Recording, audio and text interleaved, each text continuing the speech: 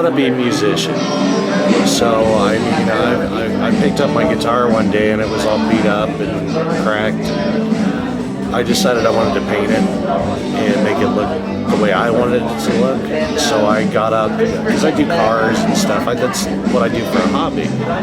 So I decided to take the bond out of my guitar and I primered it and painted it, and then I said, hey, I could do some really cool stuff with this. And that's my blue guitar. And ever since then, it's like, I like doing this, it's fun, so let's do it. When I do guitars, guitars are my main focus, obviously. I do everything else too. But usually, like when I get a guitar, I'll sand it down, make sure that the body's fine, make sure that the play action is good on the guitar, and then I'll completely go through, pull the guitar apart, and I pretty much go step by step, and depending on what kind of guitar it is, what we're doing with it, depends on what I finish with. So like I can go all the way from polyurethane to nitrocellulose lacquer. It just depends on what the guitar is used for.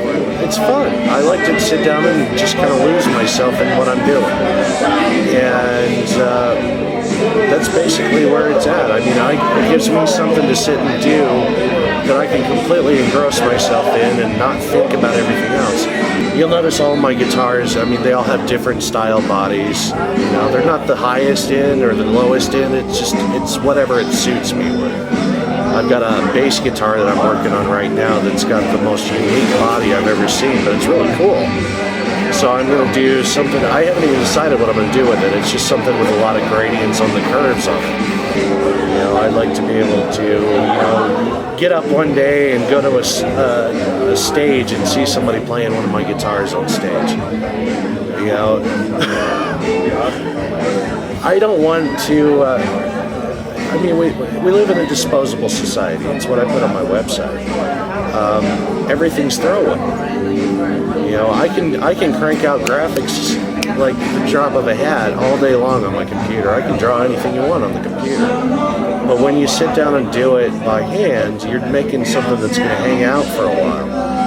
It's going to be, if you take care of that guitar, it'll be there in 50 years. I'll be dead and gone, but something that I did will last beyond me. My website's www.chromatic.net, spelled with a K. I'm Christopher Bryant, and I'm a raw artist.